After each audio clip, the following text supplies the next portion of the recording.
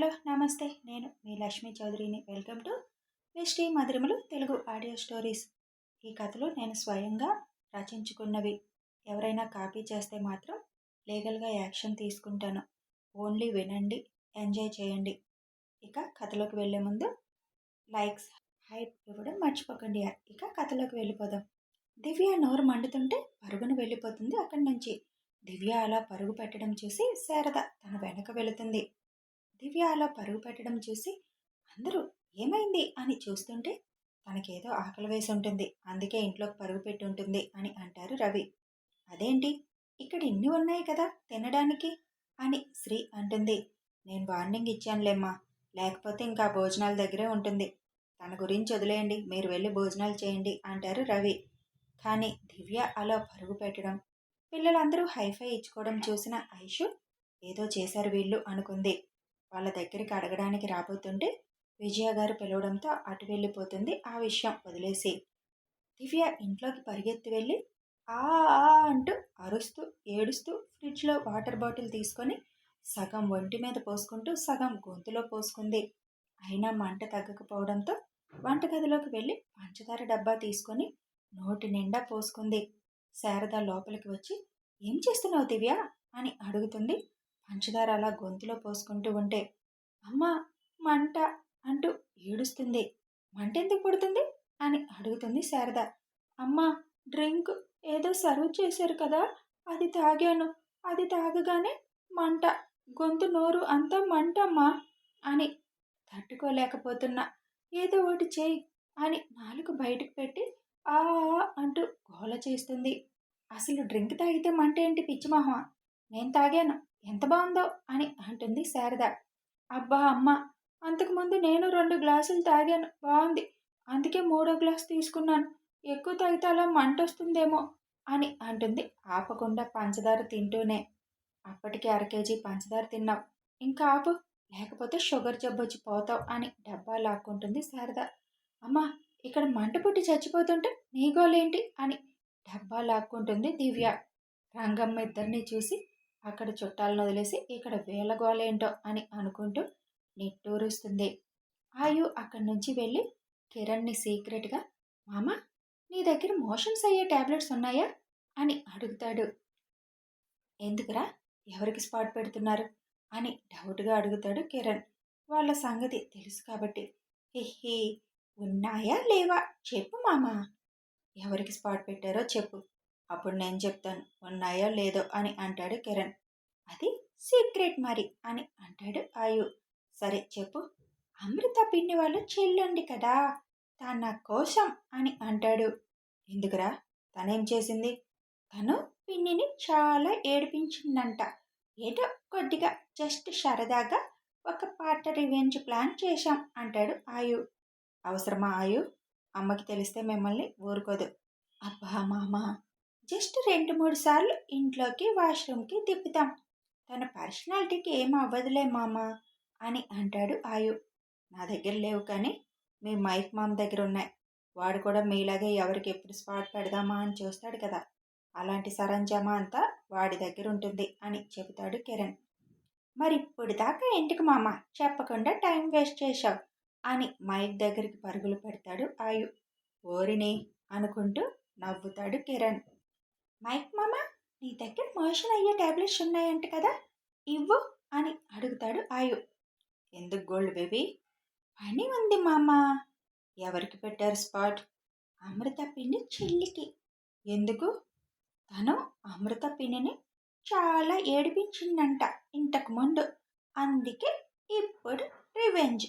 ఓహ్ అలా అయితే ఓకే, ఇస్తాను, కానీ ఎందులో కలుపుతారు? ఏమో చూడాలి మామ. ఒక పని చేయండి, ఏదన్నా స్వీట్ ఉంటే తీసుకొని అందులో కలపండి అని తన ల్యాప్టాప్ బ్యాగ్లో నుంచి ట్యాబ్లెట్స్ తీసిస్తాడు. ఒకటి కలిపితే చాలు అంటాడు మైక్. మామ 2 కలుపుదాం, ఎలాగూ తను ఫ్యాట్గానే ఉంది కదా అంటాడు ఆయు. ఇలాంటివంటే మైక్ కూడా బాగా ఇష్టం ఉండడంతో సరదాగా చేద్దామని 2 ట్యాబ్లెట్లు నలిపి పౌడర్లా చేసి ఒక పేపర్లో వేసిస్తాడు మైక్. థ్యాంక్స్ మామ. అవును, ఇవి ఎవరికి వాడదామని తెచ్చావు మామ? అదా, ఆఫీస్లో ఎవరో ఒకరు తగులుతారు, అందుకే ఎప్పుడు ఉంటాయి నా బ్యాగ్లో. పైగా ఆ డాకిని శాకిని వస్తారేమో అని సేఫ్ సైడ్ ఉంచా. ఏం పర్లేదు, వాళ్ళు రాకపోయినా ఈ మోహినికి ఉపయోగపడుతున్నాయి కదా అంటాడు మైక్. అవును అని ఆయు అక్కడి నుంచి పరుగు పెడతాడు. ఇంక మనం కూడా కిందకి వెళ్ళిపోదామా అన్వేష్ గారు అని అడుగుతుంది అమృత. ఏమో, నువ్వే చెప్పాలి. మన వాళ్ళందరూ అయిపోయారు. మీ ఊరి వాళ్ళ కోసం ఉండాలంటే ఉండాలి అని అంటాడు అన్వేష్. ఎవరు లేరిక్కడ, మన ఇద్దరమే ఎందుకు, అందరితో కూర్చుందాం. చూడండి, అందరూ సరదాగా ఎలా మాట్లాడుకుంటున్నారో. ఉండు, అడుగుదాం అని విజయ గారిని మా అని పిలుస్తాడు అన్వేష్. హా నాన్న, ఏమైనా కావాలా? ఇంక మేము కిందకు వచ్చేయచ్చు కదా. ఏమో నాన్న, ఊర్లో గెస్ట్లు ఏమైనా వస్తారేమో. కష్టంగా ఉంది మా, ఇలా షో పీస్లా నుంచోవడం. హహా, సరే రండి, అవసరమైతే వెళ్దురు. అమ్మయ్య, బతికించాం, పద అని అమృత చేయి పట్టుకొని తీసుకొని వస్తాడు అన్వేష్. కిందకు రాగానే ఇద్దరు మొహాలు కర్చీఫ్తో తుడుస్తారు విజయ గారు. అది చూడడానికి చాలా చిన్న విషయం అయినా రవి గారికి అది గొప్ప విషయంలా కనిపించింది. అమృతకి తల్లి లేని లోటు ఇంకా ఉండదు అని ఆయనకి అర్థమయ్యింది. నిన్న అమృత వచ్చిన దగ్గర నుంచి శారద అంటీ మొట్టనట్లు ఉండడం, రేఖ గారే అన్నీ చూసుకోవడం చూసి ఆయనకి చాలా బాధ అనిపించింది. కానీ ఈ క్షణం ఆ చిన్న సంఘటన ఆయనకి ఎంత సంతోషాన్ని ఇచ్చింది అంటే అది ఆయన మొహంలో కనిపిస్తున్న వెలుగు చూస్తే చెప్పొచ్చు. అందరూ అక్కడే కూర్చొని అన్వేష్ అమృతని ఆట పట్టిస్తుంటే అమృత మొహంలో ఆనందం చూసి ఆయన కంటిలో కన్నీళ్ళు వచ్చాయి. హరిగారు అది చూసి, ఏమైంది రవి అని అడుగుతారు. థ్యాంక్స్ అన్నయ్య, అమృతకి మంచి కుటుంబాన్ని ఇచ్చావు అని అంటారు. నేనిచ్చిందేముందిరా, వాళ్ళిద్దరికీ రాసి పెట్టుంది అంతే. వెళ్ళి గెస్ట్ల సంగతి చూసుకో అని పంపిస్తారు. ఆయు స్నేహ వాళ్ళ దగ్గరికి వెళ్ళి విషయం చెబుతాడు. ఇదంతా నీకెలా తెలుసురా? సినిమాలు ఎన్ని చూడటం లేదు పిన్ని. నిన్న అనుష్క మహేష్ బాబుకి కల్పించింది కదా, అదేం సినిమా? కలేజా, అది గుర్తుకొచ్చింది. అందుకే కిరణ్ మామ్ దగ్గరికి వెళ్ళాను అడగడానికి. కానీ మైక్ మామ్ దగ్గర దొరికింది. ఇప్పుడు ఇది ఎందులో మిక్స్ చేద్దాం అని అడుగుతాడు ఆయు. తనకి నోరు మండుతుంది కాబట్టి ఏదన్నా స్వీట్లో కల్పిస్తే బెస్ట్ అని నేహ అంటుంది. మైక్ మామ్ కూడా అదే అన్నాడు అంటాడు ఆయు. సరే, అక్కడ స్వీట్ ఉంది కదా, నేను తెస్తానుండండి అని అంటుంది స్నేహ.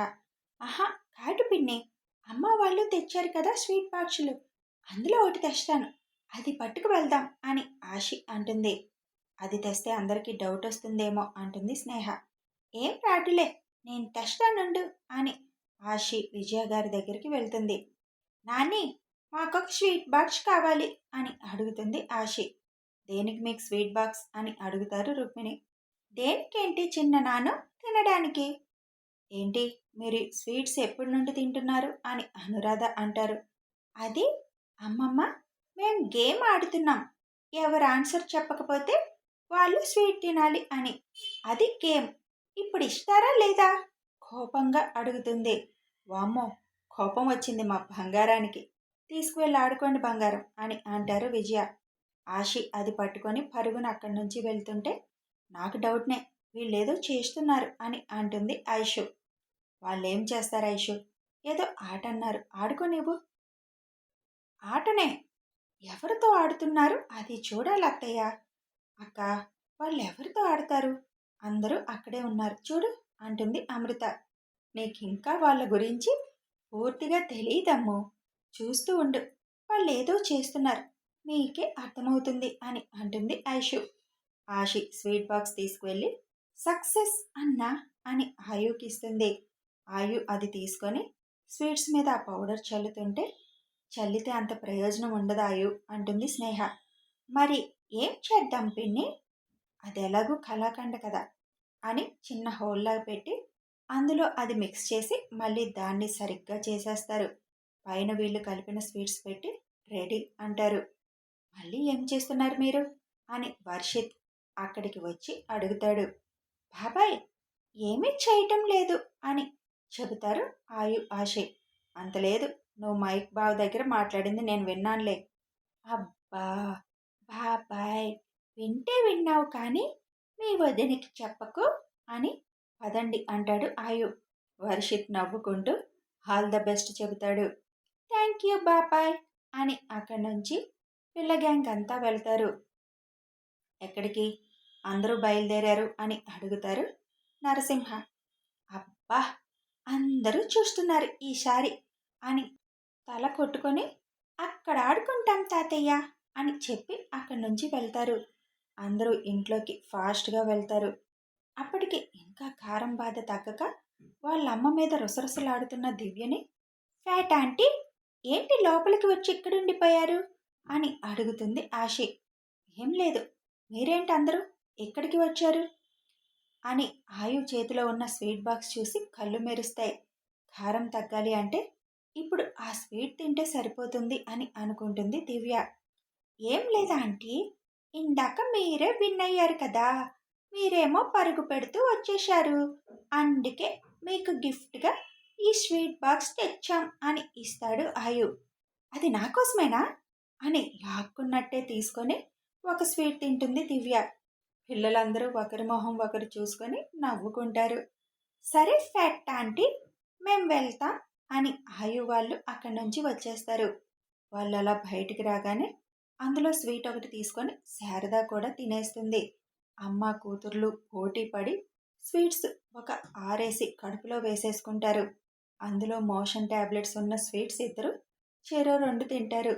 బయటికి వచ్చిన పిల్లల్ని స్నేహ పిలిచి, పదండి, మీ అమ్మలు అడిగితే మీరు భోజనాలు చేస్తున్నారు అని చెప్పాను, అది నిజం చేద్దాం అని అంటుంది. స్నేహ అత్త, నాతో నువ్వే పెట్టాలి అంటాడు ఆశ్రిత్. అసలు వీళ్ళతో నువ్వెందుకురా తిరుగుతున్నా? అదేంటి స్నేహ అత్త, మరి ఎవరితో తిరగను అంటాడు ముద్దుగా. సరే పదండి తినిపిస్తాను అని అంటుంది స్నేహ. వీళ్ళందరూ వెళ్ళేసరికి అక్కడ వరుణ్ ఉంటాడు. ఏంటి కోతి, వాళ్ళను వేసుకొని తిరుగుతున్నావు? పెద్దవాళ్ళు ఎవరూ దొరకలేదా? లేకపోతే నువ్వు కూడా ఇంకా 4 ఏళ్ల పాప అనుకున్నావా అని అంటాడు స్నేహతో. నీకెందుకు కొండముచ్చు, వెళ్ళి నీ పని నువ్వు చూసుకో, అసలే నీకు ఫ్యాన్స్ ఉన్నారు కదా అంటుంది స్నేహ. నాకు ఫ్యాన్స్ ఎవరే? కొత్త మరదలు వచ్చింది కదా, పాపం ఈ బావగారి మీద ప్రేమతో బావా బావా అంటూ వెంట పడుతుంది కదా అని మూతి తిప్పుతూ అక్కడి నుంచి ముందుకు వెళ్తుంది. బాగా తిప్పుతున్నావు అని ఇది నన్ను ఇవాళ చంపేలా ఉంది అని అనుకుంటాడు నవ్వుకుంటూ వరుణ్. ఏంట్రా, నీలో నువ్వే నవ్వుకుంటున్నావు, ఎవరైనా అమ్మాయి నచ్చిందా ఏంటి అని అక్కడికి వచ్చిన మైక్ అడుగుతాడు. అదేం లేదు బావా, ఏదో గుర్తుకొచ్చింది అంతే అని పదండి భోజనం చేద్దాం అని తీసుకువెళ్తాడు వాళ్ళని. స్వీట్స్ తిని అమ్మయ్య అనుకున్న తల్లి కూతురికి కరెక్ట్గా పావుగంట అయ్యేసరికి ఇద్దరికీ ఒకేసారి కడుపులో గొడగొడ స్టార్ట్ అవుతుంది. ఇద్దరూ పొట్ట పట్టుకొని చెరో రూమ్లోకి వెళ్తారు వాష్రూమ్ కోసం. కథ కొనసాగుతుంది. మరి ఈ ట్యాబ్లెట్స్ వల్ల వాళ్ళ పరిస్థితి ఎలా ఉండబోతుంది? ఐషుకి అనుమానం వస్తుందా? పిల్లల్ని ఊరుకుంటుందా? తెలియాలి అంటే కథను ఫాలో అయిపోండి. తెలుసు కదా, సబ్స్క్రైబ్ చేసుకొని బెల్ ఐకాన్ నొక్కితే నోటిఫికేషన్స్ వస్తాయి. వీడియో నచ్చితే లైక్ చేయండి, షేర్ చేయండి, కామెంట్స్ రూపంలో మీ అభిప్రాయాలు తెలపండి. Thanks for watching.